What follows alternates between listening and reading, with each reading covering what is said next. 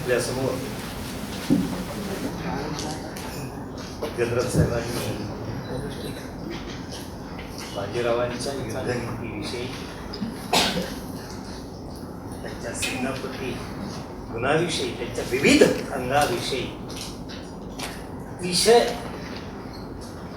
मार्मिक पद्धतीने विवेचन केलेलं आहे. युद्धशास्त्रदृष्ट्या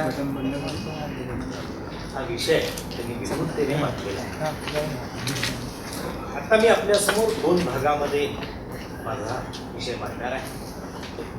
एक वसईच्या मोहिमेचा आढावा घेईल आणि मराठे मुघल या संघर्षाच्या राजनीतीवर बोलणार आहे आणि युद्धनीतीवर भरपूर योग्यरित्या मांडली झालेली आहे.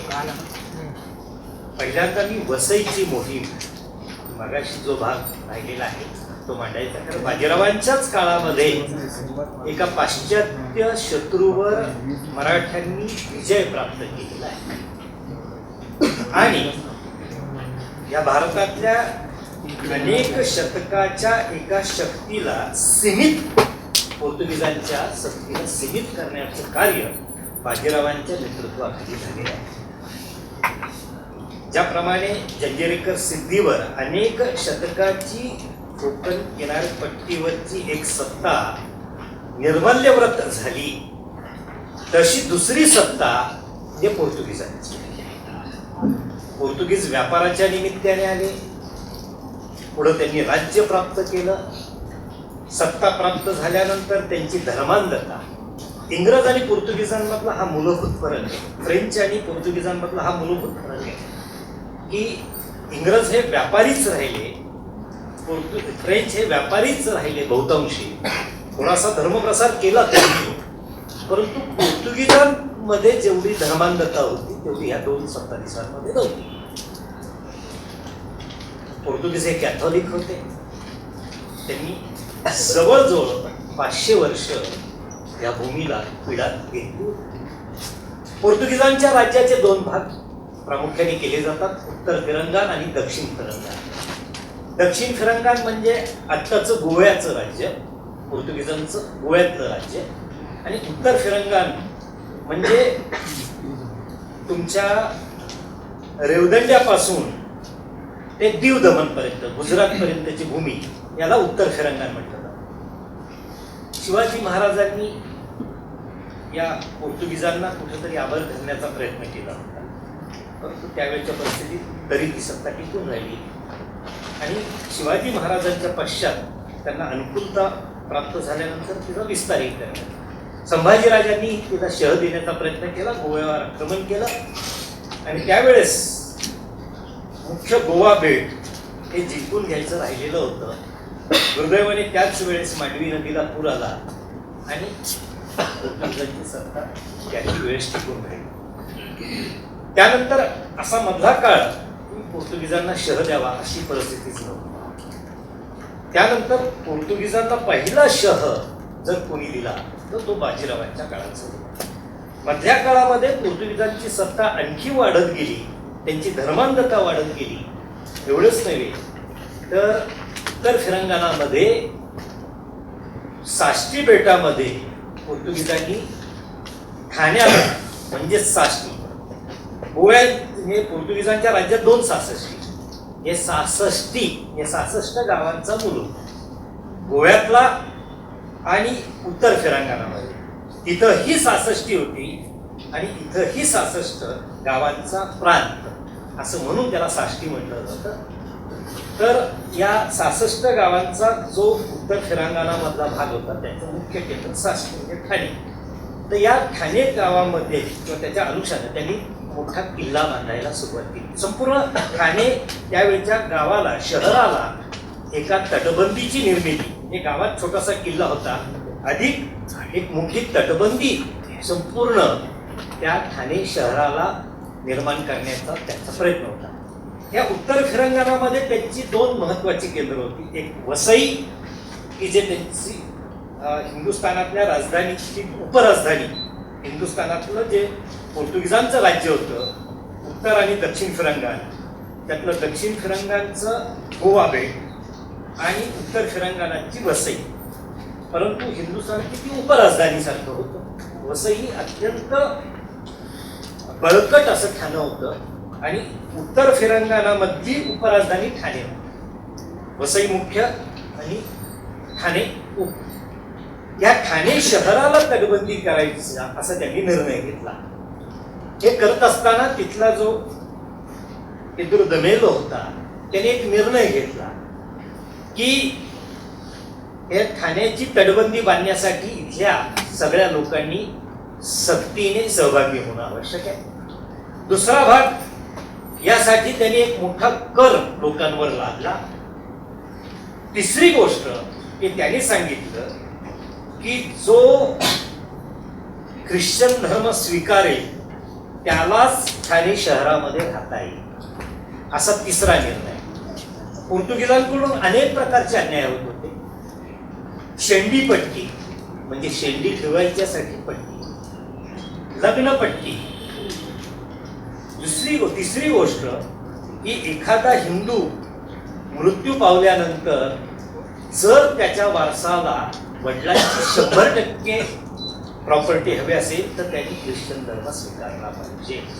जर ख्रिश्चन धर्म स्वीकारला नाही तर त्याला फक्त 1/3 प्रॉपर्टी प्राप्त होत असे. अशा पद्धतीच्या अत्यंत अन्यायकारी त्यांनी असे कर लादलेले होते. त्यामुळे इथली हिंदू रयत त्राही झालेली होती. त्यावेळेस गंगाजी अंजुनकर हे ह्या भागातल्या हिंदू लोकांचं नेतृत्व करत होते. त्यावेळच्या हिंदू सत्ताधीशांकडं म्हणजेच मराठी राज्याकडं ते गाऱ्हाणं मांडत होते, शाहू छत्रपतींकडं, पेशव्यांकडं. परंतु पेशव्यांना त्यावेळच्या हिंदुस्थानच्या राजकारणाचा विचार करत असताना पोर्तुगीजांवर आत्ता आक्रमण करणं त्यांना गैरसोयीचं होतं, म्हणून ही मोहीम लांबली जाते. नुकताच मराठ्यांनी जंजिरा मोहिमेमध्ये विजय प्राप्त केलेला होता. दरम्यानच्या काळात अंजुरकर फॅमिली दाभाड्यांकडे गेली होती. उमाबाई त्यांनाही सांगितलं होतं की तुम्ही मराठी राज्याचे सेनापती आहे म्हणून वसईवर तुम्ही मोहीम करा, परंतु त्यावेळेस दाभाड्यांची तेवढी शक्ती नव्हती. आणि मग शेवटी एकंदरीत वसईच्या मोहिमेचा निर्णय झाला. या मोहिमेचं नेतृत्व नुकतंच ज्या चिमाजी अप्पांनी सिद्धी साथ सारख्या जंजिरेकर सिद्धीच्या प्रमुख सेनापतीवर विजय प्राप्त करून दाखवलेलं कर्तृत्व, आणि म्हणूनच बाजीरावांनी या वसईच्या मोहिमेमध्ये चिमाजी अप्पांना याचा चिमाजी अप्पांच्या मुख्य सरसेनापती चिमाजी अप्पा, त्यांचे उपसेनापती त्याच्यामध्ये शंकराजी केशव फडके, आणि जंजिऱ्याच्या मोहिमेमध्ये ज्यांनी स्वतःच्या पराक्रमाचा ठसा उमटवलेले होनाजी बलकवडे आणि खंडोजी मालक. याप्रमाणे ही मोहिमेची एकंदरीत रचना झाल्यानंतर एकाच वेळेस मराठ्यांच्या सैन्याचे 2 विभाग करण्यात आले. शंकराजी केशव फडके यांच्या नेतृत्वाखाली मराठ्यांचं सैन्य निघून त्यांनी वसईवर हल्ला करावा. त्याच वेळेस खंडोजी मानकर आणि होनाजी बलकवडे यांनी साष्टीवर म्हणजे ठाण्यावर हल्ला करावा अशी योजना ठरली. त्याप्रमाणे 30 मार्च 1737 या दिवशी मराठ्यांचं सैन्य ठाण्याच्या परिसरात आलं आणि एक सैन्य वसईकडे. ठाणे परिसरावर आलेलं सैन्य त्यांनी आपले 2 भाग केले. समुद्राच्या बाजूने पानकोटाच्या बाजूने ठाण्यावर हल्ला करण्याचं नेतृत्व शंकराजी केशव फडक्यांवर आलं आणि जमिनीच्या बाजूने ठाण्याच्यावर हल्ला करण्याचं नेतृत्व होनाजी बलकवड्यांवर आलं. म्हणून आदल्या रात्री होनाजी बलकवडे 2 दिवस अगोदर मलंगडाच्या रानामध्ये दबा धरून बसले आणि 31 मार्च 1737 या दिवशी होनाजी बलकवड्यांनी जमिनीवरून आणि खंडोजी मानकरांनी पानपोटाच्या बाजूने ठाणे शहरावर अचानक हल्ला करून ठाण्याचा किल्ला एका दिवसात घेतला. कारण की मुख्य ठाणे शहराची जी प्रचंड अशी तटबंदी पूर्णत्वाला गेलेली नव्हती, जर ती पूर्ण झाली असती तर ठाणे शहर किंवा ठाण्याचा हा किल्ला पोर्तुगीजांकडून जिंकून घेणं अशक्य होतं असतं. अशा पद्धतीने पहिल्याच दिवशी एक मोठं यश मराठ्यांना प्राप्त झालं आणि मराठ्यांनी साष्टी उर्फ ठाण्याचा अशा पद्धतीने मराठे साष्टी जिंकून घेतल्यानंतर जे वसईकडे गेलेलं सैन्य ते वसईपर्यंत जाऊन पोहोचलं. परंतु वसईचा किल्ला अतिशय बळकट असल्यामुळे पहिल्या हल्ल्यामध्ये त्यांना मोठा प्रतिकार सहन करावा लागला आणि म्हणून वसईच्या किल्ल्याला वेढा देऊन एक मोठं सैन्य की जे 2/3 होतं, 70% सैन्य हे वसईसाठी होतं आणि 30% सैन्य हे ठाणे आणि परिसरातल्या किल्ल्यांसाठी घेतलेलं होतं. स्वतः चिमाजी अप्पा 31 तारखेला संध्याकाळी ठाणे शहरात आले. त्यांनी तो विजयोत्सव साजरा केला. त्यानंतर होनाजी बलकवडे वसईवर आपल्या वेसाव्याच्या किल्ल्यावर गेले. खंडोजी मानकरांना वांद्र्याच्या किल्ल्यावर पाठवलं. हा जो ठाण्याचा जो कॅप्टन होता तो ठाण्यातून निघाला आणि वेसाव्याच्या किल्ल्याच्या आश्रयाला गेला आणि त्यावेळेस वेसाव्याच्या किल्ल्यावरून त्याने चांगला प्रतिकार केला. होनाजी बलकवड्यांचा पहिला हल्ला परतवून लावला गेला. होनाजी बलकवड्यांचा मुलगा बाबाजी बलकवडे हा बंदुकीच्या त्याच्यामध्ये त्याच्या पायाला गोळी लागली. जवळजवळ 15 ते 20 बलकवड्यांचे प्रमुख सैनिक अधिकारी त्या ह्याच्यामध्ये जखमी झाले आणि वेसाव्याचा वेढा उठून बलकवड्यांना वांद्र्याच्या वेढ्यात घेऊन अशा पद्धतीची ही वसईची मोहीम चालू आहे. कालांतराने वांद्र्याचं ठाणं जिंकलं गेलं. तारापूर, माहीम, डहाणू, बार्शी, तांदुळवाडी, कालदुर्ग, ठाणेकोट मनोहर, आसावा हे सगळे किल्ले कित्येक वेळा म्हणजे मराठ्यांनी जिंकून घेतले. परंतु पुढे 6 महिन्याने पोर्तुगालवरून गोव्यावरून पोर्तुगीजांना मोठी रसद प्राप्त झाली. दरम्यानच्या काळात 1738 मध्ये बाजीराव आणि निजाम यांचा भोपाळमधला संघर्ष सुरू झाला. त्यामुळे वसईच्या मोहिमेमधलं काही सैन्य मराठ्यांना काढून घ्यावं लागलं. चिमाजी अप्पांनाही वसईतून बाहेर पडावं लागलं आणि या संधीचा फायदा घेऊन पोर्तुगालमधून आलेली रसद, गोव्यामधून आलेली रसद, इंग्रजांकडून मिळालेली रसद ही घेऊन पुन्हा एकदा पोर्तुगीजांनी इथं उठाव केला. मराठ्यांनी जिंकून घेतलेले अनेक किल्ले पुन्हा जिंकून घेतले आणि मग शेवटी 1739 मध्ये चिमाजी अप्पांना पुन्हा ठाणे जिल्ह्यात उतरावं लागलं. हा संघर्ष 3 वर्ष चालला. या संघर्षाचे अभ्यास करत असताना, कालमीमांसा करत असताना एक आधुनिक शत्रू विरुद्ध परंपरागत आयुधांनी लढणारा शत्रू मराठा. मराठ्यांच्याकडे आधुनिक शस्त्र नव्हती, पोर्तुगीजांकडे आधुनिकता होती, उत्तम प्रतीच्या तोफा होत्या, बंदुका होत्या. त्यामुळे मराठ्यांचं अस्त्र फक्त मनुष्यबळ आणि त्यामुळे या वसईच्या मोहिमेमध्ये मराठ्यांची प्रचंड मनुष्यहानी झाली.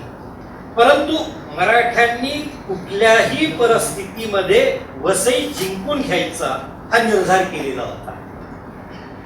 त्यामध्ये एक धर्मयुद्धाची त्याला एक किनारही होती. त्याच वेळेस मग पुढं मराठ्यांनी आणखी एक की गोव्यावरून जी वसईमध्ये रसद येते ती तोडण्यासाठी गोव्यावर व्यंकटराव घोरपडे म्हणजे बाजीरावांचा मेहुणा याच्या नेतृत्वाखाली एक मोठं सैन्य वसईला पाठवलं गेलं.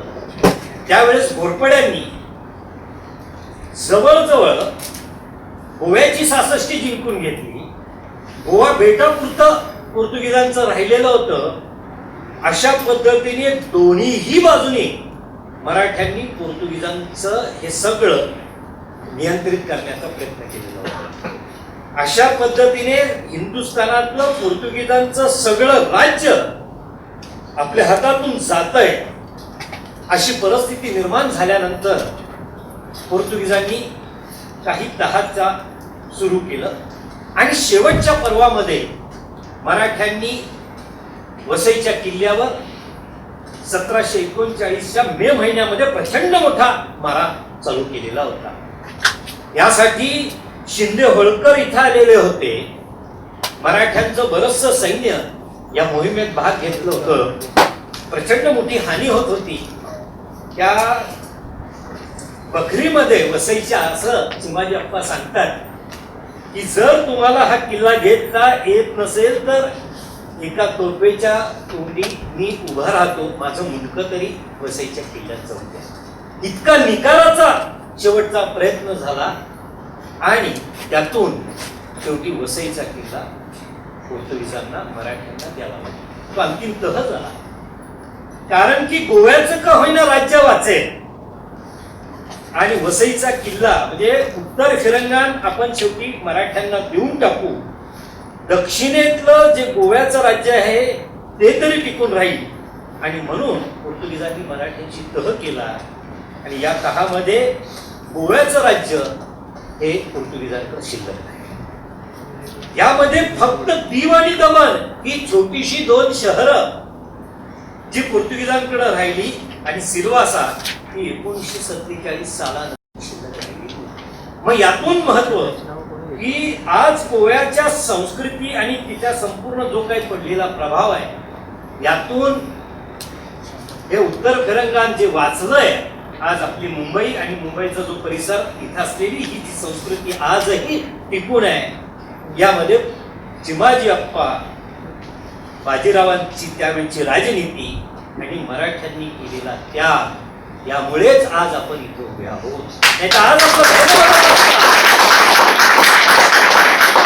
त्यावेळेस राहिलेली 3 शहरं आजपर्यंत टिकून राहिली होती. म्हणजेच मराठ्यांचा संघर्ष हिंदुस्थानच्या सांस्कृतिक आणि राजकीय इतिहासाच्या दृष्टीने किती महत्वाचा होता याचं महत्व आपल्याला कळून. अशा पद्धतीचा हा वसईचा महत्वपूर्ण लढा आहे. मी माझ्या वेळेत संपवण्याचा प्रयत्न करणार आहे. प्रश्नोत्तरात आपण मला विचारू शकता. आता मराठ्यांची मुघलांविरुद्धची राजनीती हे सगळं बाजीरावांच्या काळात घडलेलं आहे की अनेक शतकांचा हा हिंदुस्थानातला सगळ्यात शक्तिशाली पाश्चात्य शत्रू याचं नामोहरम बाजीरावांच्या नेतृत्वाखाली मराठ्यांच्या काळामध्ये 18व्या शतकात झालेलं आहे. हे आपल्याला कदापि विसरून चालणार नाही. म्हणूनच याचं श्रेय बाजीराव आणि चिमाजी अप्पा या 2 बंधूंना देण्याशिवाय आपल्यासमोर पर्याय नाही. कोण पोर्तुगीज त्यांच्या राजकन्याच्या लग्नामध्ये ते मुंबई भेट इंग्रजांना अंडन करतायत ही आमच्या भारतीय स्थिती. याचा विचार करण्याची आवश्यकता आहे. कोण कुणाला काय अंडन देईल या देशातली भूमी आजही ते चालूच असतं. तर प्रश्न असा आता अशा विपरीत परिस्थितीमध्ये आज आपल्या संस्कृतीचं रक्षण त्यामुळे झालं. आता मुघल आणि मराठे यांच्या राजनीतीवर मी बोलण्याचा प्रयत्न करतो. मागाशी सांगितलं की औरंगजेबाचं निधन हे हिंदुस्थानच्या इतिहासाला कलाटणी देणारी घटना, मुघलांच्या इतिहासाला कलाटणी देणारी घटना. कारण की त्यानंतर मुघलांच्या संपूर्ण राजकारणात अशी कुठली मुघल व्यक्ती निर्माण झाली नाही की ज्यांनी काही कर्तृत्व दाखवलं. असं जरी असलं तरी मुघलांच्या राजकारणामध्ये औरंगजेबाच्या हाताखाली तयार झालेली एक व्यक्ती म्हणजे निजाम. निजाम मुलगा अतिशय महत्वाकांक्षी, पराक्रमी, कुटील राजनीतिज्ञ होता. त्याच्या मनात एक निश्चित होतं की आता मुघलांमध्ये आपलं राज्य टिकवावं असं सामर्थ्य नाही, मग मी का नाही एखादं राज्य निर्माण करावं. या महत्वाकांक्षेतून त्याने स्वतःला दख्खनची सुभेदारी मिळवून घेण्याचा प्रयत्न केला. मराठ्यांचं राजकारण बाळाजी विश्वनाथांच्या काळामध्ये सय्यद बंधूंशी निगडीत होतं. सय्यद बंधूंच्या माध्यमातून मराठ्यांनी दिल्लीवर आपला प्रभाव निर्माण केलेला होता. चौथाई सरदेशमुखी याच्या सनदा मिळवलेल्या होत्या. पुढे जो बादशाह दिल्लीवर आला, तो सय्यद बंधूंचा हा जाच कमी करण्याचा, त्यांना त्यांची सत्ता कुठंतरी हिरावून घेण्याचा प्रयत्न करत होता. त्यातून सय्यद बंधूंना शह द्यायचा असेल तर त्यांना प्रतिकार करणारा नवं नेतृत्व कुणाला तरी निर्माण करावं लागेल आणि त्यातून निजाम निर्माण झाला. या निजामाने दख्खन आपल्या ताब्यात घ्यायचा प्रयत्न करण्यासाठी त्याला सय्यद बंधूंना शह देणं आवश्यक होतं. त्यातून बाळापूरची लढाई झाली, त्याचं वर्णन केलेलं आहे. बाळापूरची लढाई ही मुघलांच्या दृष्टीने दख्खनच्या इतिहासाला कलंकित आहे. कारण की सय्यद बंधूंचा नाश झाला, दोन्ही सय्यद बंधू बादशाहकडून मारले गेले आणि निजाम हा दिल्लीचा बादशाह निजामाला वजीर केलेला असताना तो म्हणतो मला वजिरीमध्ये रस नाही आणि तो स्वतःला दख्खनची सुभेदारी मिळवण्यात यशस्वी होतो. त्याला एक कळतं की दख्खनमध्ये जर आपल्याला स्वतःचं वर्चस्व निर्माण करायचं असेल तर काही काळ का होईना मराठ्यांशी संघर्ष टाळावा लागेल. त्याने प्रथम मराठ्यांशी बाळापूरच्या लढाईत जरी विजय मिळवला तरी मुंगी पैठण म्हणजे पहिल्या त्या पालखेडच्या लढाईमध्ये बाजीरावाने त्याला असं काही धोबी पछाड केला की त्याला बाजीरावाच्या नेतृत्वाची जाणीव झाली की बाजीरावाविरुद्ध वैर म्हणजे आपला विनाश. आणि म्हणूनच पालखेडच्या लढाईनंतर निजामाने बाजीरावाशी दोस्तीचा तह केला आणि बाजीरावाशी मैत्री करून मुघलांकडून दिल्लीचं आपलं दख्खनचं राज्य मिळवायचं असा त्याचा पुढची वाटचाल होती. पण त्याला लक्षात आलं की बाजीराव हाही आपल्याला इतक्या सहजतेने हे सगळं मिळू देणार नाही आणि मग पुढं निजाम आणि बाजीराव किंवा मराठे हा संघर्ष चालू झाला. हा संघर्ष चालू असताना दोघंही एकमेकाला शह आणि काटशह देत आहेत.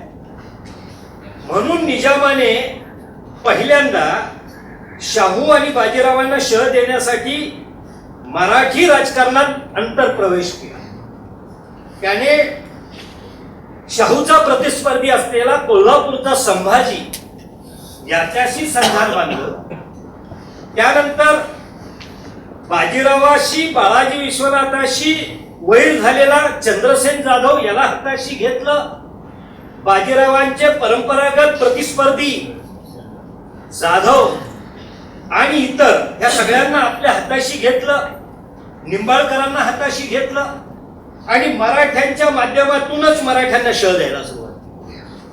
ही कावेबाजपणा हा अत्यंत निजामाचा मानण्यासारखा आहे. बाजीरावाची एक गोष्ट लक्षात आली की जी गोष्ट शिवाजी महाराजांनी केली तीच बाजीरावांनी केलेली. शहाजी राजांनी शिवाजी राजाला 1642 मध्ये 12व्या वर्षी आपले सहकारी नेमून पुण्याला पाठवलेलं होतं. शिवाजी राजांनी आपल्या त्या सहकाऱ्यांच्या माध्यमातून पहिला प्रयत्न सुरू केला. परंतु जे परकीयांच्या दास्यातच आयुष्यभर जगलेले आहेत ते आपल्याला जास्त काळ साथ देणार नाही. शिवाजी महाराज एक क्रांतिकारी होते आणि म्हणून 1657 हे साल धरलं जातं. 1657 मध्ये शहाजी राजांनी आपल्या दिमतीला दिलेले सर्व मराठा सरदार यांना निवृत्त केले आणि तरुण आपल्या विचाराचे आपल्या बरोबर त्यांनी नवे आपल्या बरोबर घेतले. अशीच गोष्ट बाजीरावांनी केली. त्यांच्या एक लक्षात आलं की सातारचं राजकारणामध्ये सर्व आपला बत्सर करतायत, आपले प्रतिस्पर्धी आहेत, ते आपल्याला शह देण्याचं राजकारण करतायत. हे बघितल्यानंतर बाजीरावांनी आपल्या बरोबर नवं नेतृत्व निर्माण केलं. त्यामध्ये राणोजी शिंदे असतील, त्यामध्ये मल्हारराव होळकर असतील, उदाजी पवार असतील, अशा नवनेतृत्वाला तरुण नेतृत्वाला त्यांनी संधी दिली की जे काल कोणी नव्हते पण ज्यांच्या पराक्रमाचे लढवय्यगिरीचे गुण आहेत अशा तरुणांना त्यांनी संधी देऊन त्यांना आपल्या बरोबर बाजीरावांनी घेतलेले आहे. मग त्यामध्ये 18 पगड जातीच्या समाजाला तो आपल्या बरोबर घेतो. हे बाजीरावांचं वैशिष्ट्य आहे. आणि बाजीराव प्रत्येक या कुटील कारवायांमध्ये त्यांना शह देण्यात यशस्वी होतो. हे करत असताना ज्यावेळेस पालखेडची लढाई झाली, मगाशी 10च्या गोष्टी चर्चा चालली होती, त्यातला एक महत्वाचा कलम आहे की निजाम संभाजीराजांना आपल्या बरोबर घेऊन पालखेडच्या लढाईमध्ये, हे लक्षात आल्यानंतर त्या 10तलं पहिलं कलम आहे की संभाजीचा, तुम्ही जो काही संभाजीची बाजू आहे तू सोडावी आणि संभाजीला परत पाठवावं. आणि निजामाचा नाईलाज होतो, त्याला संभाजीला इच्छा नसताना सोडून द्यावं लागतं. संभाजी पुढं संभाजी आणि शाहू यांच्यामध्ये संघर्षामधून वारणेचा तह होतो. शाहू हा सौम्य वृत्तीचा आहे. शाहू त्यावेळेस कोल्हापूरकर संभाजीला सांगतो की बाबा रे, तू का भांडतोस माझ्याशी, तू भांडू नको, मी तुला संधी देतो की तू वारणा नदीचा दक्षिणेकडे तू जा, की जिथे कुणीही शत्रू नाही, तुला सहजतेने राज्याचा विस्तार करता येईल. तू दक्षिणेत तुझं राज्य वाढव, मी तुला कुठलीही आडकाठी करणार नाही. अशा वेळेस मुघलांसारख्या उत्तरेतल्या शत्रूशी मी संघर्ष करतो आणि मी तिथं राज्याचा विस्तार करू. अशा पद्धतीने मराठी राज्य दोन्हीही बाजूला आपण वाटणी करून तिचा विस्तार करू, ते वाढू, असं शाहू त्याला सांगतो. त्यानंतर मग ज्यावेळेस निजामाला असं लक्षात येत आहे की संभाजी दुबळा आहे, तो आपल्याला या कुटील राजकारणामध्ये जास्त उपयोगाचा नाही, हे बघितल्यानंतर निजाम आता सातारच्या राजकारणात प्रवेश करतो. बाजीरावाचे जे जे सातारच्या राजकारणातले प्रतिस्पर्धी आहे त्याच्यामध्ये प्रतिनिधी आहे, बाबूजी नाईक बारामतीकर आहे, सुमंत आहे, सेनापती दाभाडे, नागपूरकर भोसले आहे. या सगळ्याशी निजाम संधान म्हणतोय. आणि या सगळ्या प्रक्रियेतून शेवटी ती डबईची लढाई होती. ही दुर्दैवी आहे की त्या लढाईमध्ये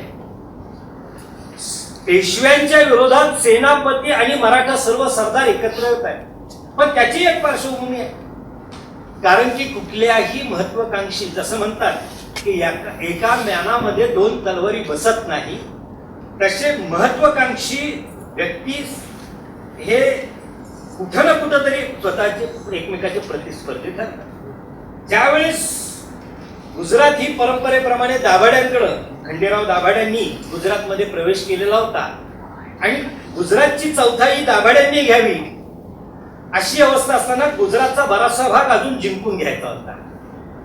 या प्रक्रियेमध्ये चिमाजी अप्पा उतरले. चिमाजी अप्पांनी गुजरातवर मोहीम केली.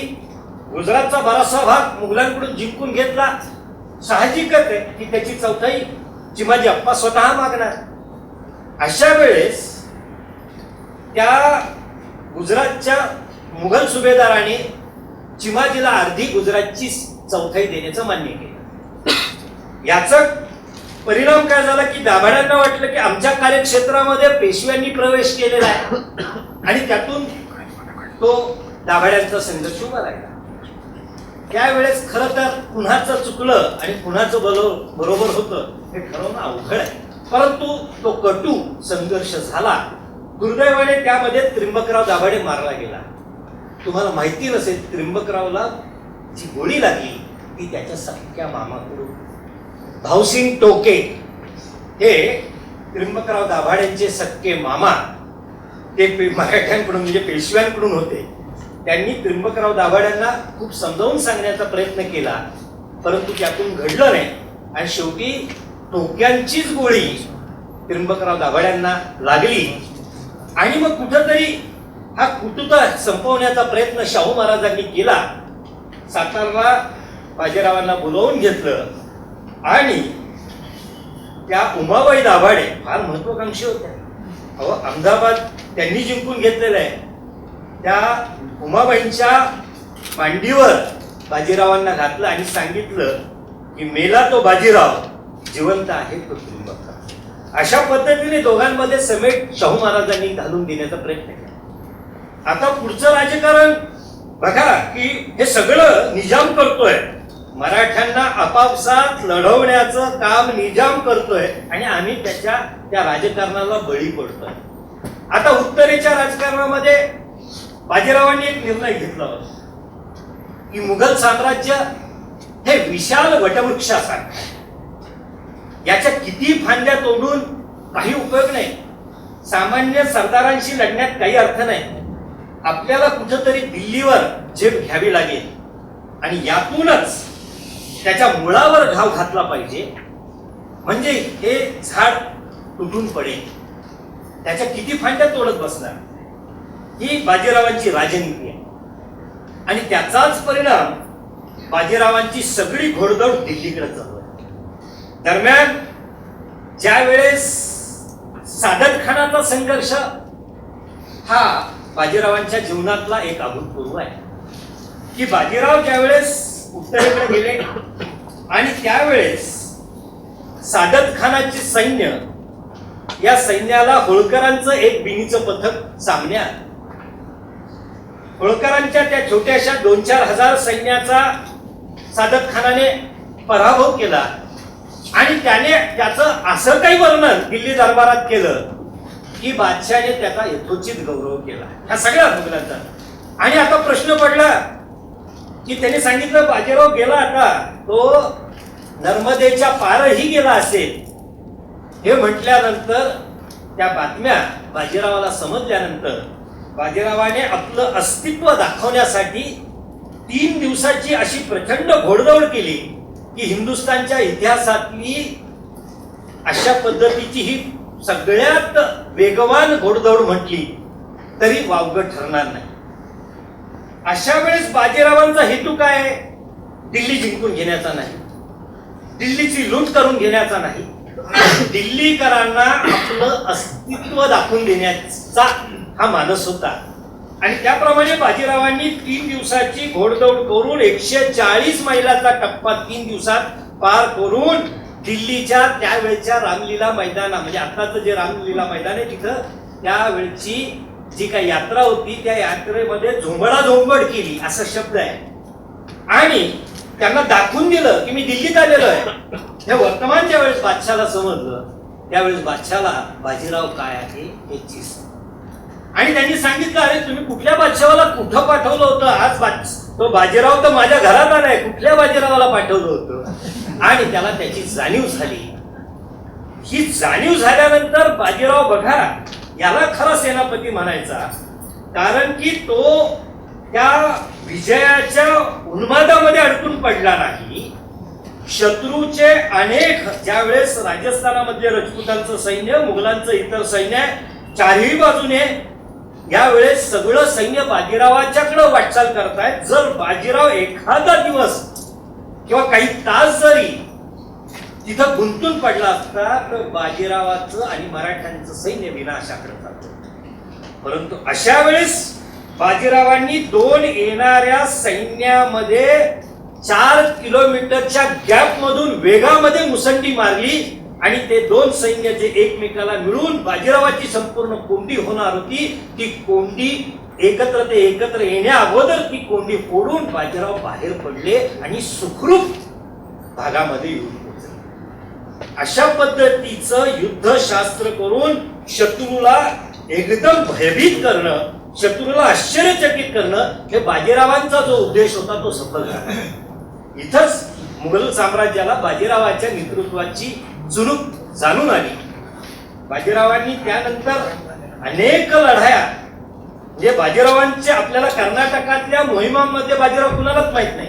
आपण म्हणतो की बाजीराव कायम उत्तरेत राहिले, पण बाजीरावांनी दक्षिणेमध्ये सावनूरकरांपर्यंत जाऊन ज्या मोहिमा यशस्वी केल्या ह्या देखील समजण्यासारख्या होत्या. पण त्या पहिल्या काळामध्ये, कारण वारणेचा तह झाल्यानंतर बाजीरावांचं सगळं ध्येय हे उत्तरेकडे होतं. आणि बाजीरावांनी या जे शिवाजी महाराजांच्या काळामध्ये जे मराठी स्वराज्य होतं त्या स्वराज्याला निश्चित साम्राज्य केलं, या विषयावर कुठलीही तिळमात्र शंका घेण्याचं कारण. एक महासेनापती म्हणून बाजीराव, आता जनरल साहेबांनी, आता आपले नेने साहेबांनी ज्या पद्धतीने गेले अनेक तास हे विवेचन चालू आहे, बाजीरावांच्या सर्व गुणांवर मी आणखी काय भाष्य करणार, इतकं परफेक्टपणाने त्यांनी अगदी व्यवस्थितरित्या हे सगळं मांडलेलं आहे.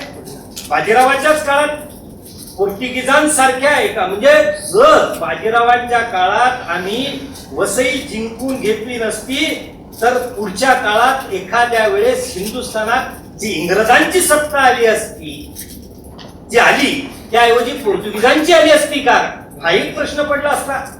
म्हणूनच की हिंदुस्थानातल्या एका अत्यंत शक्तिशाली आधुनिक पद्धतीच्या पाश्चात्य शत्रूवर विजय प्राप्त करणारा हा सेनापती, जंजिरेकर सिद्धी अनेक शतकाचा त्याच्यावर मात करून त्याला निर्मल्यवर करणारा, त्याला आपल्या मराठी राज्याचा मांडलिक करणारा हा महासेनापती, मुघलांसारख्या अनेक शतकाच्या हिंदुस्थानातल्या महासत्तेला शरण आणून मराठ्यांना त्या सत्तेकडून चौथाईचे अधिकार प्राप्त करून देणारा, महाराष्ट्राच्या बाहेर मराठी राज्य नेऊन माळवा, बुंदेलखंड आणि गुजरात मध्ये मराठ्यांचं राज्य स्थापन करणारा महासेनापती, असा हा महासेनापती म्हणजे सेनापतींचा महानायक बाजीराव.